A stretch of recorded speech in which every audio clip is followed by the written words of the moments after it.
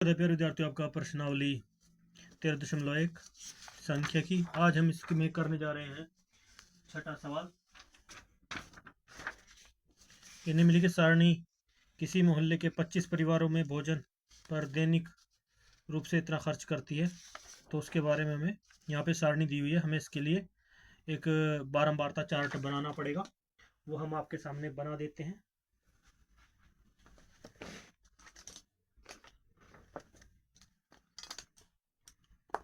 तो एक चार्ट बना देते हैं इसी बात पर। सबसे पहले चार्ट में लिखा जाएगा, इसके अंदर हम पद विचलन विधि का, माध्य विधि का प्रयोग करेंगे। तो सबसे पहले हम यहाँ पर लिख लेते हैं, हमें क्या निम्नलिखित सारणी में मोहल्ले के 25 परिवारों का भोजन पर हुए दैनिक व्यय को दर्शाती है का माध्य ज्ञात कीजिए। इसका हमें माध्य ज्ञात करना है। तो हम इसमें पद विचलन विधि से इसका माध्य ज्ञात करेंगे। तो सबसे पहले हम यहाँ पर लिख लेंगे, पहली लाइन के लिए यहाँ पे लिखेंगे हल। माध्य विधि कौन सी यूज करेंगे हम? पद विचलन विधि। तो हल कर रहे हैं कौन सी विधि से?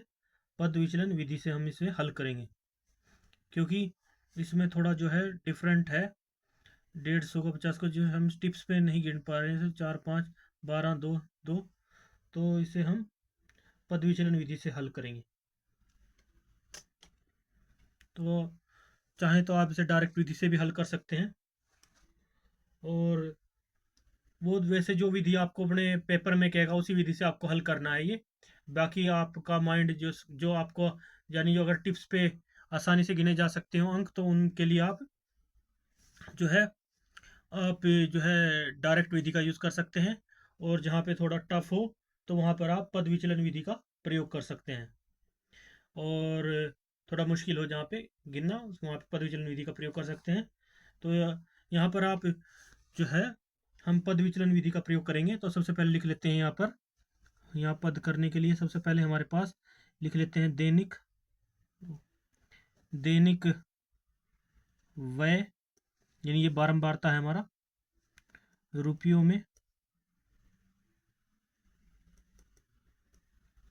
में एक लाइन ऐसे लगा लेंगे यहाँ पर।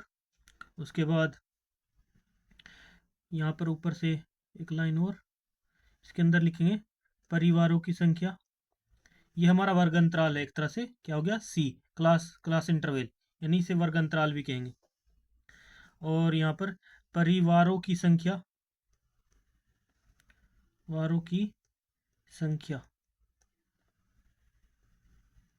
तो यहाँ पे परिवारों की संख्या लिख लेंगे हम, संख्या। तो इसके लिए एक लाइन यहाँ पे लगा लेंगे। इसके बाद यहाँ पर एक लाइन यहाँ से, और यहाँ पर हम ये हमारे पास जो है इसको हम F1 कहते हैं, FI कहते हैं सॉरी, और इसे क्लास इंटरवल कहते हैं, CI क्लास इंटरवल, यानी वर्ग अंतराल CI। तो FI CI हमारे पास ऑलरेडी है। कितना दे रखा है दैनिक व्यय? यहाँ पर दे रखा है 100 से 150। तो परिवारों की संख्या कितनी है? 4। इसी प्रकार से 150 से 200 परिवारों की संख्या कितनी है? 5। और 200 से 250, 200 से 250 परिवारों की संख्या है 12। और 250 से 300 परिवारों की संख्या है 2। और 300 से 350 परिवारों की संख्या है 2। तो ये आपके पास प्राप्त हो गए इनके जो इन्होंने बताया यहाँ पे बारंबारता इतनी है। आप इसे चाहे तो डायरेक्ट मेथड से भी हल कर सकते हैं, और पद विचलन विधि से भी हल कर सकते हैं, या कल्पित माध्यम से विधि से कर सकते हैं। तो हम इसमें ना यूज़ करेंगे पद विचलन विधि। तो पद विचलन विधि का फॉर्मूला तो आपको पता ही है, जब माध्य निकालते हैं तो एक्स बार इसमें एज्यूम मेथड भी आ जाता है, और इसमें हमारा फॉर्मूला बनता है A प्लस सिग्मा FI गुणा में UI बटे में सिग्मा FI। तो इसीलिए सबसे पहले हम क्या निकालेंगे यहाँ पर सबसे पहले हम XI निकाल लेंगे। XI यानी इनके बीच का माध्य। XI का फॉर्मूला क्या होता है? पहले तो अपर लिमिट और लोअर लिमिट को आपस में जोड़ लेते हैं, तो उसको क्या क्या हो जाता है, जोड़ने के बाद उसको भाग कर देते हैं। अपर लिमिट 150 है, लोअर लिमिट 100 है, तो इसको आपस में जोड़ेंगे तो ये बन जाएगा 250, और 250 का आधा कितना होता है, 2 से भाग कर देंगे तो हमारे पास इसका 250 का आधा करने पर कितना प्राप्त होगा, 125। तो आप देख सकते हैं कि यहाँ पर अगर हम बात करें इनके अंतर की, हाइट निकालने का फॉर्मूला क्या होता है, upper limit minus lower limit. तो हाइट कितने के बराबर होगी, -100 बराबर कितने आया, 50। तो 50 जो है यहाँ पर हाइट है, हाइट कितनी है, 50 है। ये अब आपको नोट कर लेना है एक पॉइंट में। दूसरा हमारे पास इनके बीच में अंतर कितने का है, 50-50 का अंतर है, तो 125 में हम आगे 50-50 जोड़ते चले जाएंगे। तो हमारे पास बार बार ज़रूरत नहीं है, हमें आवश्यकता नहीं है कि बार बार हम जोड़ें। तो इसमें जोड़ेंगे 125 में 50 तो अगले की लिमिट आ जाएगी, तो 125 में 50 जोड़ेंगे तो 175, 175 में 50 जोड़ेंगे तो 0 को 0, 7 और 5 12, हंसी लग गए 1, 220, और इसमें भी 50 जोड़ेंगे तो 0 का 0, 5 और 2 7, 270, और इसमें 50 जोड़ेंगे तो 0 का 0, 5 7 और 5 13, हंसी लगे 1, 330। तो इस प्रकार से हमारे पास आ जाएगा। तो 220 50 जोड़ेंगे तो ये हमारे पास लिमिट आ जाएगी यहाँ पे। तो यहाँ पर कुछ गलती हुई हमारी, यहाँ पर 50 जोड़ेंगे तो 50 में 5 का 5 आ जाएगा, 7 और 5 12 आ जाएगा, और 225 आ जाएगा। अब 225 में 50 जोड़ेंगे तो 5 यहाँ पे भी आ जाएगा, 5 का 5, और 5 और 2 यानी 5 का 5 आएगा, 0 जोड़े था। और यहाँ पर भी हमारे इसमें जोड़ेंगे तो 5 ही आएगा, 7 और 5 12 होते हैं, तो 325 आ जाएगा इस तरह से। तो ये थोड़ी यहाँ पे मिस्टेक हो गई थी जोड़ने में, तो फिर इधर तो आगे बढ़ते हैं इस प्रकार से।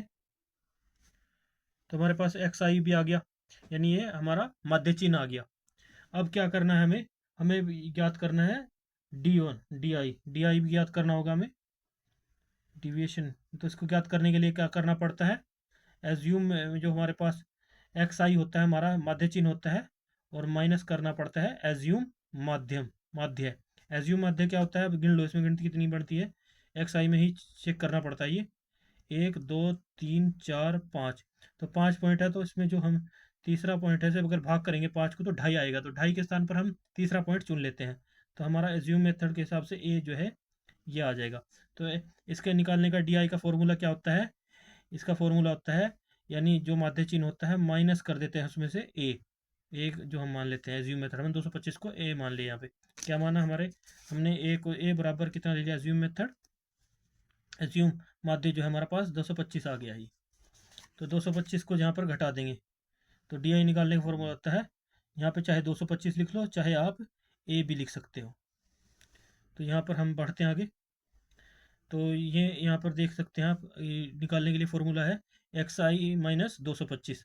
तो माइनस करना 225, तो 125 में से 225 घटाएंगे, तो घटाने पर हमारे पास क्या आएगा, 225 माइनस के ज़्यादा हैं तो माइनस के ही आएंगे यहाँ पे, 225 में से 125 घटा देंगे तो माइनस के 100 आएंगे,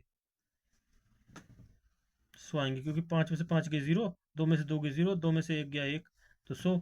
तो इसी प्रकार से 225 में से 175 घटाएंगे तो कितना आएगा, तो 5 में से 5 गए 0, और 12 में से 7 गए 5, तो इधर बचा 1, 1 में से गए 0, तो माइनस के 50 आएंगे। तो इस प्रकार से 200 माइनस के 225 हैं, और यहाँ पर भी 225 हैं, तो इनको घटाएंगे तो प्राप्त होंगे 0। अब 275 है, यहाँ पर 25 है, 275 ये बड़े हो जाएंगे और 225 छोटे माइनस के, तो यहाँ पर प्लस के 50 आएंगे। इसके बाद यहाँ पर 325 है, और यहाँ पर 225 है, 325 में से 225 घटाएंगे तो 100 आएंगे, 100 प्लस के आएंगे। तो इस प्रकार से अब हमारे पास डी आई भी प्राप्त हो गया। अब हमें यहाँ पर, क्योंकि हम पद विचलन विधि से इसको ज्ञात कर रहे हैं, ये याद रखना, आप अपने रफ कागज़ पे याद रख कर लेना, लिख लेना कि हम पद विचलन विधि से इसको, पद विचलन मध्य विधि से हल कर रहे हैं। तो ये तो आप चाहे हल में भी लिख सकते हैं, पद विचलन माध्य विधि से हल करने पर। कौन सी विधि से? यहाँ पर लिख सकते हैं नोट के तौर पर, पद विचलन माध्य विधि से। वैसे उसने कहा नहीं है, आप चाहे तो डायरेक्ट मेथड से भी हल कर सकते हैं, हल करने पर। तो हल कर रहे हैं यहाँ पर। तो इसके बाद हमें चाहिए यू आई। तो यू आई का फॉर्मूला क्या होता है? उसका फॉर्मूला होता है, ये आपको याद होना चाहिए आपके माइंड में। यू आई बराबर होता है डी आई बटे में एच होता है हाइट, जो कि हमारी अपर लिमिट और लोअर लिमिट की हाइट होती है, और हाइट हमने ऑलरेडी मान रखी है। ये निकाल लेते हैं। तो डी आई हमारी कितनी आ गई यहाँ पर? ये हमारे पास डी आई प्राप्त हो रही -100। तो यू आई का यहाँ पर क्या पॉइंट बनेगा? तो ये इसलिए इसे 50 से भाग कर देंगे, क्योंकि हमारे पास ऑलरेडी डी आई बराबर डी आई हमारे पास पहले पॉइंट में डी आई बटे हाइट है, तो हाइट हमने ऑलरेडी 50 है, और जितनी भी डी आई के बराबर में यहाँ पर मान आएंगे उनको भाग करते चलेंगे 50 से। तो 100 को 50 से भाग करेंगे तो कितना आएगा? 50 दूनी 100, तो माइनस के 2 आएंगे। 50 से कम 50 तो माइनस का 1। 50 को 0 से 0 करेंगे 0, भाग करेंगे तो यहाँ पर 50 से 50 को भाग करेंगे तो प्लस के 1 आएंगे। ये 50 ये प्लस के 2 आएंगे यहाँ पे। तो इस प्रकार से आगे बढ़ते जाएंगे। तो हमारे पास डी यानी डी बटे यू आई की वैल्यू भी आ गई। अब यू आई की वैल्यू आने के बाद क्या होता है? यू आई की वैल्यू आ जाए तो उसके लिए हमारे लास्ट में पॉइंट क्या बनता है? पद विचलन विधि में इसकी गुणा करते हैं, किसके साथ? एफ आई गुणा यू आई। इसके लिए क्या गुणा होती है? एफ आई गुणा यू आई। इन दोनों की गुणा करके जो आता है उसका सिग्मा कर देते हैं, योग कर देते हैं, उसका सबमिशन करके और एफ आई के योग से भाग कर देते हैं। यही पद विचलन विधि का फॉर्मूला अंत में आपको दिखाएंगे हम जब एसयू मेथड लगाएंगे। तो गुणा कर देते हैं यहाँ पर आप कलम रख लीजिए। यहाँ पे किससे गुणा करनी है आपको? यू आई की और इसकी। तो इसकी गुणा करेंगे। यहाँ पर 4 प्लस के हैं और ये माइनस के 2 हैं, तो माइनस के 8। यहाँ पे 5 प्लस के माइनस के हैं, माइनस का 1 है तो 5 एकम 5। तो इस तरह ही 12 0 से 0 कर 0 हो जाए गुणा 2 पॉइंट रखे, 2 एकम 2, और यहाँ पे 2 है, 2 दूनी 4। तो अब इसमें देख लीजिए 8 और 5 13, माइनस माइनस के ज़्यादा हैं, और माइनस माइनस की जोड़ लीजिए एक साइड में। तो 8 प्लस 5 ये तो जोड़ा, ये माइनस माइनस के जोड़े तो माइनस माइनस के जोड़ेंगे 8, और ये माइनस माइनस के 5 है तो बराबर हो गए माइनस के 13। और यहाँ प्लस प्लस के 6 हैं, तो 13 माइनस के हैं और प्लस के 6 हैं, तो घटा देंगे तो कितना प्राप्त होगा? 13 में से 6 गए 7, तो माइनस के 7 प्राप्त हुआ। तो यहाँ पर कितने आ गए? माइनस के 7 आ गए। सबमिशन किसका? एफ आई इंटू यू आई का सबमिशन योग, ये हमने कर दिया यहाँ पे। और यहाँ पर आप लिख लेंगे परिवारों की कुल संख्या।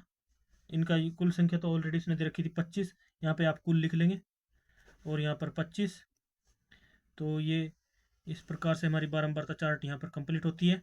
अब यहाँ पर जिस विधि से हम फॉर्मूला लगा रहे थे उस विधि को लिख लेंगे। यहाँ पर पद विचलन विधि से हम हल कर रहे हैं, तो इसलिए पद विचलन विधि का फॉर्मूला,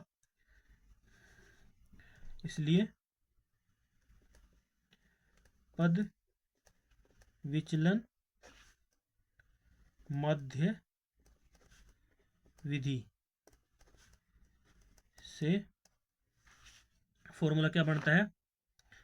माध्य एक्स बार बराबर A plus sigma U I into F I. इस तरह से फॉर्मूला बनता है। चाहे तो आप एफ आई को पहले लिख लो, चाहे यू आई को लिख लो, कोई बात नहीं, एक ही बात है। बटे में सिग्मा एफ आई। तो इस तरह से भी आप लिख सकते हो, चाहे तो आप इसे यू को इसी साइड में लिख लीजिए, यू आई बटे में गुणा में एफ आई इनकी गुणा कर देते हैं। तो यू आई और एफ आई का योग कितना आया था? यहाँ पे एज्यूम मेथड कितना माना था हमने? एज्यूम माना था 225, तो 225 को लिख लीजिए यहाँ पे, 225 लिख लिया, एज्यूम मैंने माना था, प्लस इसका सिग्मा एफ आई और इंटू यू आई का योग कितना आया था? -7, तो -7 को ब्रैकेट में रख लीजिए, बटे में कितना है? ये 25 आया था। तो कटता है तो काट दीजिए, नहीं कटता है ना। 225 को फिर साइड में ले लीजिए, और प्लस और माइनस करके देख लीजिए, घटता है तो घटा दीजिए। और गुणा में, हाँ इसके फॉर्मूला है यहाँ पे, गुणा में हाइट भी होता है h, तो गुणा में हाइट हम वो छोड़ दिए थे, हाइट हमारा 50 था, हमने आपको बताया था पहले भी। तो कटता है तो काट दीजिए, तो हाँ कट जाएगा ये 25 से कम 25, 25 दूनी 50 पे। तो यहाँ पर है 225 और ये माइनस के 7 हैं और गुणा में 2 हैं, तो इनके आपस में गुणा हो जाएगी, तो यहाँ पर माइनस के 14 हो जाएंगे। और 225 में से माइनस के 14 बाहर आ जाएंगे, ब्रैकेट में प्लस है 12, तो करने पर हमारे पास प्राप्त होगा 211। तो लिखेंगे उत्तर माध्य दैनिक व्यय रुपए में, तो ये आपको ज़रूर लिखना है, इसलिए हमारा उत्तर होगा, उत्तर इस प्रकार से लिखेंगे माध्य, अगर ये आपने नहीं लिखा तो आपका आधा नंबर काट लिया जाएगा। माध्य दैनिक भोजन पर हुए दैनिक व्यय को दर्शाता है, निम्नलिखित सारणी किस मूल्य के 25 रुपये में भोजन पर हुए दैनिक व्यय को दर्शाता है। तो लिखेंगे माध्य दैनिक व्यय रुपए में, माध्य दैनिक दैनिक